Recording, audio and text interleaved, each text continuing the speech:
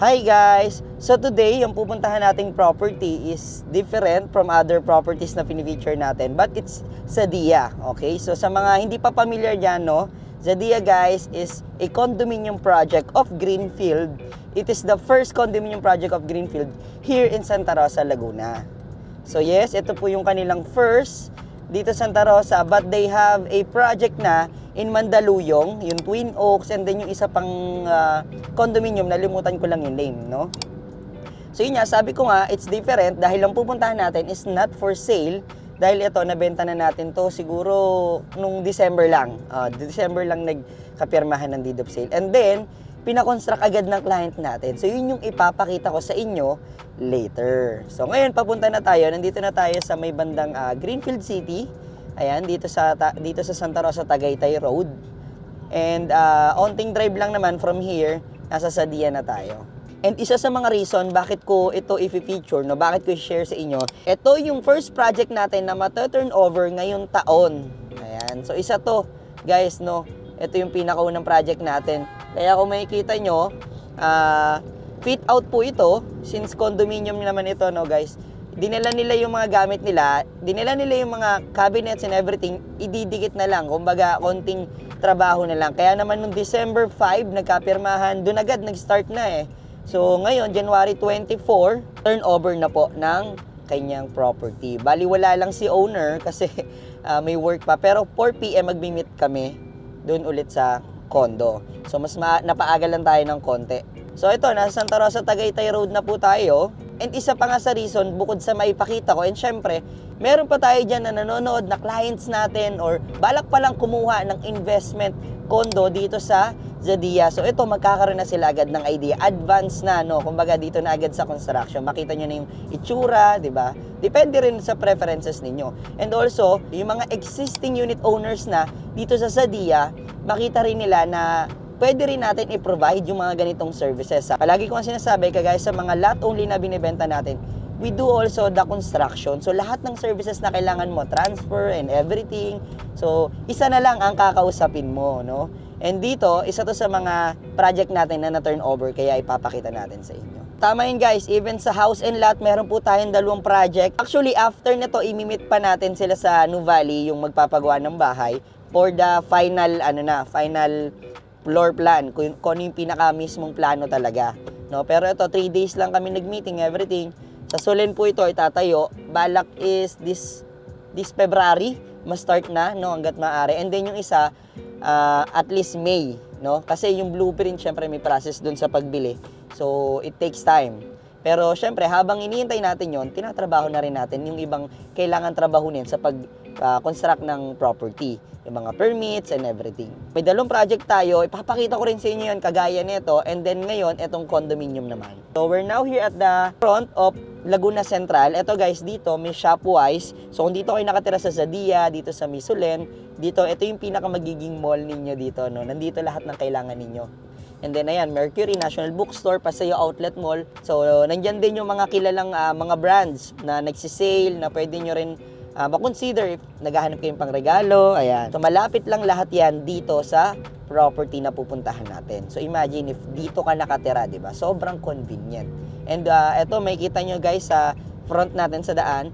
Sa right turn ko guys, pag nag-right turn tayo, that's going to Calax. So, pwede tayo dyan mag-Calax and then baba naman Plasan going to Manila. Or pwede rin naman some part of Cavite pag kumaliwa tayo. Papunta pong Tagaytay area yon or some part of Cavite. Kasi Calax is still expanding pa rin naman. Tuloy-tuloy naman ang development nila dyan. So ayan, we're now here at Paseo Outlet Mall. Kita nyo sa left side ko and then sa right side ko naman, mga stand-alone na commercial. Ayan, may Mazda, Ford. Unti-unti, nagpepwestuhan na rin sila dito. So ito guys, property pa rin po ito ng Greenfield. Yung nakikita nyo mga bakanting lote. In the future, magkakaroon din po ng project yan. Baka pumasok sa isip nyo, no? Carl, anong tower yan yung ginawa nyo ng construction? Ito po ay Tower 1 and we are now selling sa Tower 4. Okay? So yun po yung ating pre-selling. Kaya kung gusto nyo makapag-invest dito sa Zadia or dito sa any condominium dito sa area, we can assist you.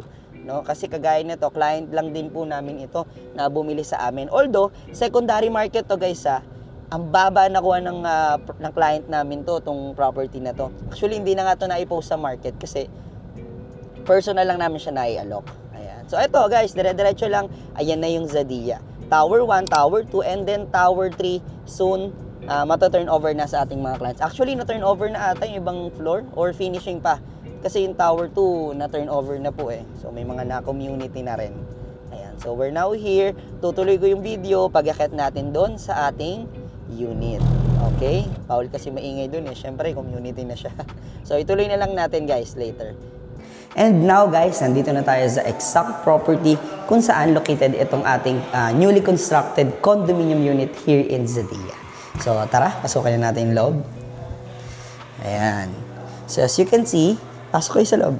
So as you can see, pag pasok nyo dito guys, meron silang dinagdag na table dito. Ito yung pinaka-standard natin guys sa studio unit ng Zadia. Guys, before we start, this is 24.90 square meter. This is a regular unit lang. So kung nakikita nyo lahat dito, kaparehas lang nito yung sukat ng mga units halos dito sa Zadia.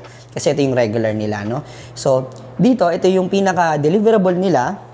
So, onting in-expand lang natin dito. Siyempre, itong mga rack. Ayan, kung makikita nyo, nag-add tayo. Ayan, wala na ito, guys. So, kasama to sa mga pina-add ni ma'am ng ating client. So, nag-add din siya ng cabinets dito sa area. Ayan. So, maximize talaga to even here, guys. So, yung makikita nyo dito, more on ano siya, lahat halos ng pwedeng lagyan ng storage may maximize ni client. So, siyempre, sinusunod lang natin yung ating client. So, ayan, kagaya nito, dito yung sink nila, dito yung kitchen. Pwede ka maglagay dito ng mga condiments mo, mga toyo, suka, at least nakatago siya. And mahilig sa white yung ating client. So, sa mga client natin na nanonood dyan na mahilig din sa gantong kulay ng team ng mga gamit sa bahay, no? Ito, perfect example. Kapag nagkaroon kayo ng condo, pwede nyong gawin po ito. Okay? So, meron din tayo dyan mga pailaw, pero itatago pa yan, no? Itatago pa yan. Kasi, ipipinish pa tong buong condo. So, think tomorrow yung pinaka-final. So, pero before we turn over, syempre, bigyan ko muna kayo ng pasilip ng konti. And then, ayan, nag-add tayo dito ng cabinets. Ayan. So ito, meron namang cabinets na yung last owner nito guys. Sabi ko nga, secondary to nabili. Actually, sobrang baba, around 3.5 million lang. So sabi ko nga, hindi umabot sa market kasi nai-alok agad natin sa client natin. So na-consider naman niya agad. So ayan. And then may range hood na to nung binili niya. So tinuloy niya lang, hindi niya na inalis. And then kasama na rin tong microwave na to. Ayan. So nag-add lang siya dito guys ng shoe rack. Ayan. So, ayan. Pwedeng storage ng inyong mga shoes. Ayan. Ayan, guys. Tapos, naka-soft close na rin yan, guys. See? And then, dito, naglagay sila ng upuan. Ayan. Hindi pa totally tapos. If i-finish pa to. But, ito po ay upuan. Para in case na magsosot ka ng sapatos. Ayan. And then, at the same time, upuan din. Para at least, di ba, functional. Yung mismong dito pa lang sa pintuan mo. No? Pwede mo na ma-maximize. And then dito, may extra ka pang space for charging or kung ano yung kailangan mo bago ka umalis ng bahay, pwede mo isabit siya dito. Ayan. So, storage ulit sa taas, cabinets. And then, pasok tayo ng konti. Pasukin na natin yung sa CR. So, ito naman kanilang toilet. Ito yung kanilang mga pinabago dito, guys. So, ito, naglagay tayo ng lagayan ng ating washing machine. And then, we have more storage pa dito, lagay ng ating mga gamit sa toilet, no? And then, meron tayong sink. Ito, pinalagyan niya rin ng panels para maging aesthetics, di ba? Ito yung mga uso ngayon sa mga bahay, no? Pwede nyo rin po siya gawin sa inyong condo. So, kung kayo ay unit owner dito sa Zadia, at least you can have an idea dito sa ating video. But still, this is our first constructed unit. So, marami pa tayong parating dyan in the future. Kaya, make sure na abangan nyo yun. And also, if you are also interested, pwede rin po kayo sa amin magpa-construct ng inyong condominium unit. Okay? So, naglagay sila dito ng cabinets. Add more cabinets. Sobrang maximize nito kung mapapansin nyo. Even yung mga cabinets na regular, sa kanya, sagad. So, nakasagad yung kanya. And then, ito yung exhaust fan. And then, ito nga yung washing machine area. May storage area na naman dito na pwede mo lagyan ng sabon or kung ano man, di ba? At least nakatago siya. And at the same time, dito, pwede mo na ilagay yung inyong laundry. For example, mga underwear. So, at least nandito na siya. Nakarekta, nakatago na, and then nasa toilet na agad. no? And then the shower area. Ito, nilagyan lang ni ma'am ng partition. Pero yung whole tsura naman ng yun pa rin naman yung deliverable. Pero ang dami ng pinamodified ni ma'am dito. Cabinets, ayan. Toilet naman, may toilet naman to. And then ito nga, itong partition glass para hindi lumabas yung ating tubig kapag nagsha-shower. Okay? So punta naman tayo sa living area nila. And at the same time, ito yung kanilang bedroom. Ito, nasa taas lang. So, maganda dito. Lofted yung style ng condominium ni ma'am. Bed niya sa taas and then office niya sa ibaba. Kasi work from home po ang ating client. Which is, alam naman natin na talagang karamihan sa atin is work from home na, di ba? Lalo na dito sa Pilipinas, napakarami ng work from home. So, yung mga gantong condominium unit, as much as possible, since dito tayo mag-work, dito tayo matutulog, ito yung araw-araw na routine natin, mas maganda kung talagang pag-iisipan natin maigi yung design ng ating condo. So, ito, nilagyan ni ma'am ng kama sa taas, then office sa baba, and then, sobrang flexible nung ibang mga item ni ma'am dito. So, kung makikita nyo, itong area na to, nagiging dining area po ito. Ayan. So, ito yung kanyang office at the same time na pwede nyo rin gawing dining area. So, may upuan din po yan dyan. Good for 2 to 4 people, pero dalawa lang po ang titira dito. So, ayan, malawak naman eh. Diba? So, ayan, pwede nyo lang doon itupi and then, magiging office na. Okay? So, sa ilalim nito, may mga cabinets, mga drawer, ayan, na naka-soft close na rin. So, may 3 kang drawer dito and may isa ka pang storage dito sa baba. And then, yan yung pinaka office area na flexible to dining. And then, eto namang upuan, na-expand po ito pero hindi ko na i-expand kasi ibabacuum pa ng mga ng maglilinis bago i-turn over. Pero na-expand po yan. Ito yung pinaka upuan niya po kapag nag-office siya. And then, ito naman yung upuan sa dining niya in case. And pwede rin at the same time patungan ng paa kung gusto ninyo. And dito sa upuan na to, nabubuksan din po yan. So magkakaroon ng storage sa ilalim. Ayan. So dalawa yung upuan niya na ganon, pwedeng malagyan ng storage. Kung gusto nyo snacks, pwede nyo itago doon. Para anytime pag nagugutom ka, buksan mo lang. And then dito, may konting space pa sa dito. Pwede siya maglagay ng mga picture frame. Ayan. O kaya, mga quotes na makapag-motivate sa kanya mag-work. Ayan. And then, dito, may cabinets din tayo. Ayan. So, still white pa rin yung mga kulay nila. Consistent sa buong unit. And then, another storage pa dito. So, I think dito, pwede mo ilagay siguro yung mga mahalagang gamit mo na gusto mo nakikita siya, or if may collection ka, since ito yung pinakamadalas na oras na nandito ka, para nakikita mo siya, pwede kang maglagay dyan. Kung ako, pwede ko ilagay dito yung mga cars na na collection, di ba? Pero sa babae, hindi ko alam kung ano yung gusto nila. And then dito sa baba, may makeup area sila dito, si ma'am. Lalagyan niya ng salamin. So, kaya meron dito ng drawer. And dito rin, meron ding drawer. So, naman yan, katabi lang. And then, may sabitan din, nakagaya nun doon sa malapit sa pinto, para in case yung mga gamit mo sa makeup and yung mga maliliit na abubot mong ginagamit na gusto mo nakatago, may storage din po dyan. So, dito naman guys, nandito yung ating closet. So, ayan. Kaya kung makikita nyo, malaki yung size niya. Ayan. So, dito po yung ating closet. In case magpe-prepare tayo umalis, dito tayo magme-makeup. Sabi ko nga dun sa may client namin, yung setup niya, accessible lang talaga. I mean, pwede kang umikot lang nandun na, no? So, bago tayo makiat, siguro libutin na natin ito nasa baba. So, dito naman tayo sa may entertainment area ni ma'am. So, ito yung kanyang TV. And then, ang ganda ng finish nila dito, guys. Ito yung uso sa mga bahay, di ba? Naglalagay sila ng marble na background ng mga television nila. And then, nakakalaki din siya at the same time. And tugma sa design na gusto ni ma'am. Tapos, may wooden panels pa rin.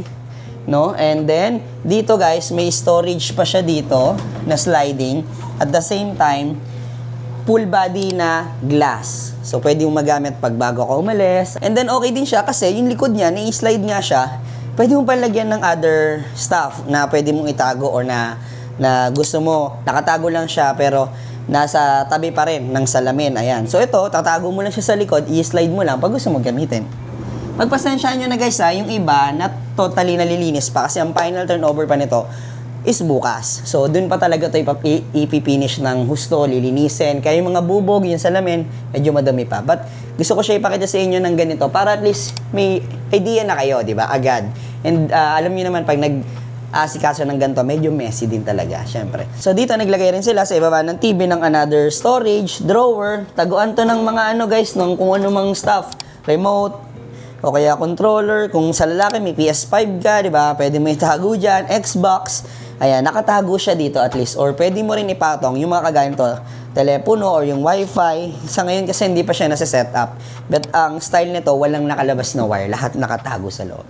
So, dito naman, balik tayo. Dito sa ating refrigerator, may storage dyan si ma'am. Niretain lang ni ma'am yung refrigerator niya na ginagamit. Dinala niya dito. Pero sabi niya, magpapalit din siya ng mas ibang brand pa. Pero niretain niya lang muna hanggat nagagamit pa. And then this one, ito, may cabinets din sila sa bawat gilid. So kung tatanungin nyo guys, saan ilalagay yung ating mga walis, saan itatago, bukod sa likod ng pinto, may sabitan doon, is meron din tayo dito. Ayan. So nakatago na siya. Pag suksok mo ng walis, ng map, everything, tatago mo lang siya dyan. Ayan. And then yung mga iba nating stuff na kailangan, panlinis, or basahan, or kung ano man, nandito lang sa storage na to. And pupush nyo lang siya ng ganyan. Ayan. And then, may cabinets pa tayo sa taas, guys. Sabi ko nga, maximize talaga yung space dito. Kaya may hagdan pa dito si ma'am na maliit lang, na nafo-fold din, para dyan sa mga cabinet na yan. Bago natin ipakita yung kama ni ma'am, so dito, naglagay din siya ng storage pa. So, ito wala namang idea talaga kung bakit siya nilagyan. But, sabi ni ma'am, para ma-maximize din, syempre yung space and storage na nga rin. Ito po siya, ipupush nyo lang. Ayan, makikita nyo may storage na dito. Ayan. And then, yung sa taas, kama na ni ma'am, another storage ulit. And then here, may basket kasi lagayan ng laundry ni ma'am. Ano lang siya, nakatago dyan. So, ito, may storage pa dito. Mga other stuff mo na to, pwede yung mga bag mong pang alis, di ba? Yung pang travel mo, yung pang hike mo na sapatos. Siguro pwede mo na dito yung matagal mo bago gamitin. And then dito, balcony na. So, dito may nakaabang pa ditong upuan na parang coffee nook something para pwede kang muni-muni habang tuwing umaga, tuwing hapon. Since work from home si ma'am, so mas maximize niya yung ganun, no? Kasi ma-maximize niya tong view niya dito, Greenfield City. So, puntahan naman natin sa bedroom ni ma'am. Since lofted po ito po sa baba, again, is office nila. And then, dito, sa hagdan, kung mapapansin ninyo, meron, bawat steps is may drawer talaga. Ayan. Di pala bawat steps. So actually, itong simula sa pangatlo hanggang sa taas is drawer po. So pwede ka rin maglagay ng storage mo dyan in case. Maganda dito siguro yung mga socks mo, yung medyas, basta yung mga mahalaga sa'yo na ginagamit mo. At the same time, pwede mong itago. Dito, nakita nyo nga, bawat steps dito simula sa pangalawa is meron ng drawer. So, maximize din talaga. Ito yung uso sa mga lofted. And then, dito naman, andito yung kanilang bed area. Tapos, di ko lang mapakita, guys, pero bawat gilid, guys, may storage po yan na pinalagay niya sa ma'am. Itong nasa ulunan, may sliding. Ayan, pwede mo itago yung mga unan, kumot. And then, dito sa gilid, may lagayan pa siya. Siguro, I think, yung mga alarm mo na gusto mo katabi sa kama, ayan, pwede mo siya ilagay dun sa gilid ng storage.